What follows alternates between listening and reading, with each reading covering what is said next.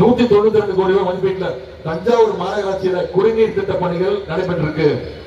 7 கோடி ரூபாய் மதிப்பீட்டில் தமிழ் பல்கலைக்கழகத்துடைய ராஜராஜ சோழன் அருங்காட்சியகம் அமைக்கும் பணி நம்முடைய அரசு பண்ணி கொடுத்திருக்கு. 30 கோடி ரூபாய் மதிப்பீட்டில் பிள்ளையார்பட்டி ஊராட்சியில இளைஞர்களுக்கு வேலை வாய்ப்பு வருகின்ற புதிய டைட்டில் பூங்கா யார் கொடுத்தது? நம்முடைய திராவிட மாடல் அரசு, உங்களுடைய சட்டமன்ற உறுப்பினர். 47 கோடி ரூபாய் மதிப்பீட்டில் தஞ்சாவூர் புதிய பேருந்து நிலையம் அருகே ஒரு மாநாட்டு மைய கட்டிடம் கட்டி கொடுத்தது நம்முடைய அரசு. 10 கோடி ரூபாய் மதிப்பீட்டில் புதிய ஆம்னி பஸ் ஸ்டாண்ட் வாங்கி கொடுத்தது நம்முடைய திராவிட மாடல் அரசு. தஞ்சாவூர் பழைய பேருந்து நிலைய விரிவாக்க பணிகள் 10 கோடி ரூபாய் செலவுல நம்ம நடத்திருக்கிறோம். 12 கோடி ரூபாய் மதிப்பீட்டில் தஞ்சாவூர்ல புதிய அறிவியல் தொழில்நுட்ப பூங்கா நம்முடைய அரசு செஞ்சு கொடுத்திருக்கு. சுமார் 16 கோடி ரூபாய் மதிப்பீட்டில் மாநகராட்சியில காந்திஜி வணிக வளாகம் நம்முடைய அரசு செஞ்சு கொடுத்திருக்கு. அரசு மருத்துவமனையில மருத்துவ பயனாளிகளுடன் வருபவர்களுக்கு தங்கும் இடம் 3 கோடி ரூபாய் செலவுல நம்முடைய திராவிட மாடல் அரசு செஞ்சு கொடுத்திருக்கு. 9 கோடி ரூபாய் செலவுல சமுத்திரம் ஏரி இன்னைக்கு புனரமைப்பு பண்ணியிருக்கிறோம். 8 கோடி ரூபாய் மதிப்பீட்டில் சிவகங்கை பூங்கா மேம்படுத்தப்பட்டிருக்கு.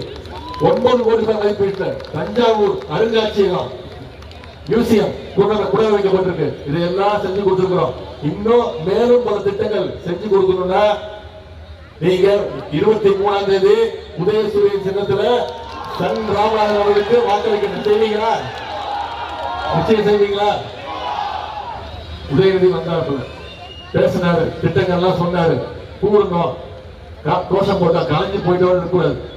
நம்முடைய கைகள்ல இன்னும் 17 நாட்கள் இருக்கு. இந்த 17 நாட்களும் நீங்க தினம் தினம் மக்களை சந்திங்க, ஒவ்வொரு வாக்காளரை சந்திங்க, ஒரு வீடா போங்க, இந்த பிரச்சாரத்தை போய் சேருங்க. உதயசூரியன் சின்னத்துக்கு ஏன் வாக்களிக்கணும், என்னென்ன செஞ்சிருக்கோம், என்னென்ன திட்டங்கள் கொடுத்திருக்கிறோம். விடியல் பயண திட்டம் போன சட்டமன்ற தேர்தல் போது நாம கொடுத்த வாக்குறுதி.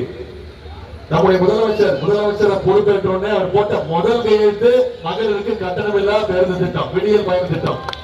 ஒவ்வொரு மகளிரும் 900 ரூபாய் இருந்து 1000 வரைக்கும் மாசம் அந்த திட்டத்தின் மூலம் சேமிச்சிருக்கிறாங்க. குழந்தைங்க படிக்கணும், கல்வி மிக மிக அவசியம். பள்ளிக்கூடத்துக்கு வரணும்னு பசியோடு இருக்கக்கூடாதுன்னு நம்முடைய முதலமைச்சர் அறிமுகப்படுத்தினதுதான் முதலமைச்சர் காலை உணவு திட்டம். இன்னைக்கு காலையில் பள்ளிக்கூடத்துக்கு குழந்தைங்க வந்தாங்கன்னா 1ஆம் வகுப்புல இருந்து 5ஆம் வகுப்பு வரைக்கும் பள்ளிக்கூடத்துக்கு வந்தாங்கன்னா முதல்ல அவங்களுக்கு தரமான காலை உணவு, அதன் பிறகு தரமான கல்வியை நம்முடைய அரசு கொடுத்திருக்கு. சரி, பள்ளிக்கூடத்துக்கு வர வச்சிட்டோம், காலேஜுக்கு போக வேணுமா, போக வைக்கணும். அதுக்குதான் நம்முடைய முதலமைச்சர் அவர்கள் கல்வி ஊக்கத்தொகை கொடுத்தார். அரசு பள்ளியில படிச்சு எந்த காலேஜில் போய் படிக்க சேர்ந்தாலும், தனியார் கல்லூரியா இருந்தாலும் கூட ஒவ்வொரு மாணவனுக்கும் மாணவிக்கும் மாசம் 1000 ரூபாய் கல்வி ஊக்கத்தொகை 13 லட்சம்